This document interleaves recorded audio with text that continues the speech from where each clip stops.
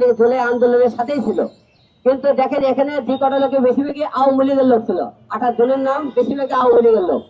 আপনারা কিন্তু একটা লোক বলতে পারবেন আমি আওয়ামী লীগের মনে করেন আওয়ামী লীগ কোনো ভোট করেছি কি, আওয়ামী লীগের নামে কোনো পোস্ট করেছি, একটাকে পোস্ট দেখাতে পারবেন?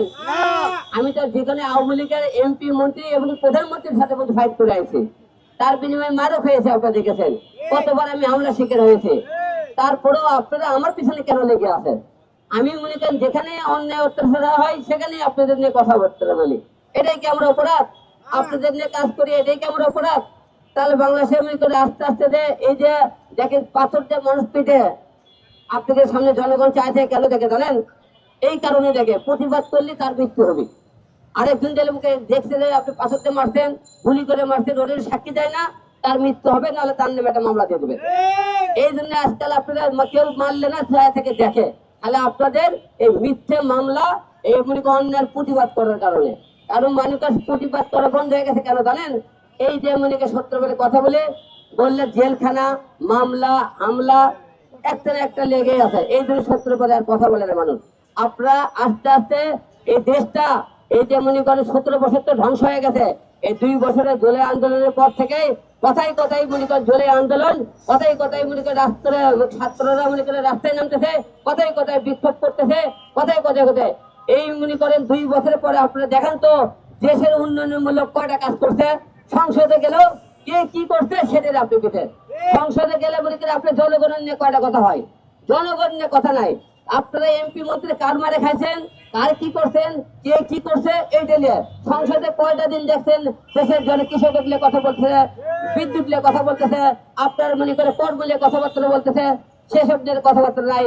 কে মনে করে আন্দোলন করছে, কে আপনি কাকে মারছে, কে হাসিনের বিপক্ষে ছিল, কে বিএনপির বিপক্ষে ছিল, কে এই যে কথাবার্তা তর্ক। মিনিটে মিনিটে আমাকে সংসদে প্রতিদিন লক্ষ লক্ষ টাকা খরচা করে জনগণের টাকা, জনগণের কথা না বলে তাদের রাজনীতি পেশাল, তাদের প্রতিহিংসার পেশাল ওখানে আছে। এসব কথাগুলো আমি বলি হিরো আলমে অশিক্ষিত ঘিয়া মূর্খবোধ, ও আবার নীতি কথা কেন বলে? আমার তো নীতিবোধ কথা বলা যাবে না, কারণ আমি তো মূর্খ, আমি তো অশিক্ষিত, আমার তো যোগ্যতা নাই। আমি কেন আপনাদের নিয়ে কথা বলবো? আমি কথা বললে অপরাধ, কারণ আমি নির্বাচন করলেও অপরাধ, কারণ আমার যেমন কই অপরাধ মনে করেন যেমন শিক্ষাগত যোগ্যতা নাই। কিন্তু আপনাকে একটা কথা বলতে পারি, মানুষ সবাই জ্ঞানের মনে করেন উঠতে হয় না।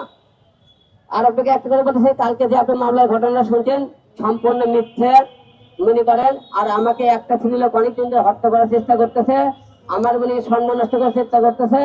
এই জন্য মনে এই অপরাধে কালকে তারা অনেক দিক থেকে না পাওয়ার কারণে আমার নামে একটা মিথ্যে মামলা দিয়েছে। তাই এই মামলা থেকে আপনারা সবাইকে জানাতে চাই, জুলাই আন্দোলনের সবাই আপনারা হিরো আলমের ফুটেজ গুলো দেখবেন, ইউটিউবে ফেসবুকে সার্চ দেবেন। আমি আন্দোলনে ছিলাম কি শাহবাগ বোর্ডে দেখবেন, ফুটেজ দেখবেন। তারপরে যেমন করেন গণভবনের ফুটেজ দেখবেন, বিভিন্ন জায়গার ফুটেজ গুলো ইউটিউবে সার্চ দেখবেন আমি এগুলো জায়গায় ছিলাম কি ছিলাম না। আর যারা মামলা করেছেন তাদেরকে বলতেছে, আপনারা যেহেতু মামলা করেছেন সাক্ষী প্রমাণে আপনারা না প্রমাণ করতে পারেন, আমি কিন্তু আপনাদের বিরুদ্ধে মামলা করতে বাধ্য হব। কারণ কি জানেন, আমি হিরো আলম মৃত্যুর কথা ভাবি না। এক হিরো আলম গেলে কিছুই হবে না। কারণ কি জানেন, আপনারা কি মনে করছেন আমি ভয় পাই আপনাদেরকে মামলায়? যখন আওয়ামী লীগ সরকার রানিং ছিল তখনই ভয় করলাম না সরকারের থেকে, এমপি মন্ত্রী থেকে। আর আপনারা আমাকে চলে আনলে মিথ্যে একটা মামলা আমার কাছে আসলেন হিরো আলম দমকানোর জন্য। আর দমকাতে পারবেন? আপনাদের সংগঠনকে বলতেছি, আপনারা যারা আপনার নেমে মামলা করেছেন আপনারা এদের সত্য প্রমাণ না করতে পারেন, আপনাদের বিরুদ্ধে মামলা করতে আমি বাধ্য হব।